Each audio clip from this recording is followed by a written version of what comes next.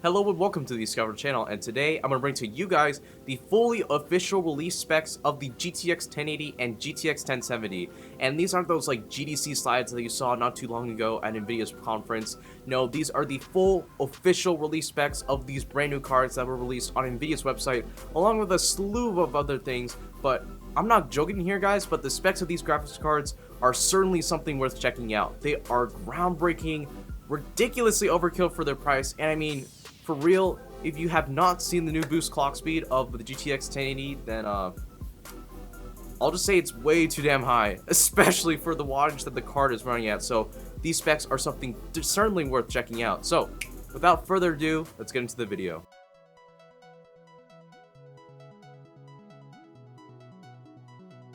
So let's go ahead and get straight to the specs for these cards, and as I do them, I'm going to compare them with the last generation of Nvidia cards just to kind of give you an overall feel of how well these cards are and how they'll stack up against Maxwell.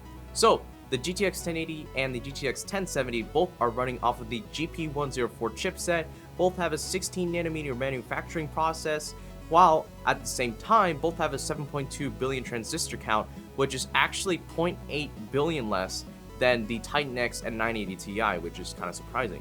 But what is more surprising actually is the CUDA core count of both of these cards. The CUDA core count of the 1070 is 2048, which is actually the same as the 980, while the CUDA core count of the GTX 1080 is actually 2560, which is less than the 980 Ti and the Titan X, which I find sort of surprising. So now let's go ahead and get into the freaky parts of these new graphics cards. So the base clock speed of the GTX 1080 is an astounding 1607 megahertz, while the boost clock speed is at 1733 megahertz. And that isn't even counting it overclocking it past that limit. This card could reach 1800 megahertz overclocked, fully, cooled with water cooling. This card could reach new overclocking heights. Now for computing performance, the 1080 has 9 teraflops rated on it, and the 1070 has about 6.5 teraflops on it. Now compared to the previous generation of Maxwell cards, the 1080 has an extra 2 teraflops of computing power over the 980 Ti and Titan X, which is a really large number if you think about it. It's just 2, but that 2 is actually an extremely large number in terms of computing performance.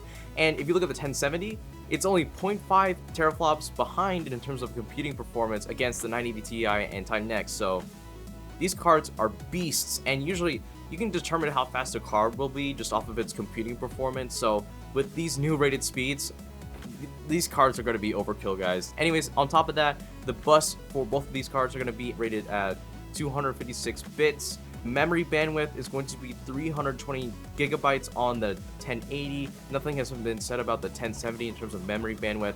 Now finally, here's the craziest part in my opinion. The rated wattage of the GTX 1080 will be 180 watts, and the rated wattage of the GTX 1070 will be at 150 watts. So a high-end graphics card running at this low of a wattage leaves a ton of room for overclocking, in my opinion. These new graphics cards are definitely impressing the field, and you know what? AMD has to be on their A game with their new Polaris graphics cards. They say that these are going to be more focused towards budget gamers, but they better bring something great to the table, because these new Pascal cards are ridiculously overkill. So anyways, I will probably talk about the features of these new graphics cards coming up soon, because they were also included in the presentation. But anyways, I hope you guys enjoyed this specification video that I quickly batched up together and put out today for you guys. So hope you guys enjoyed the video. Make sure to like, favorite, subscribe, and all that. And this is the Discover channel signing out.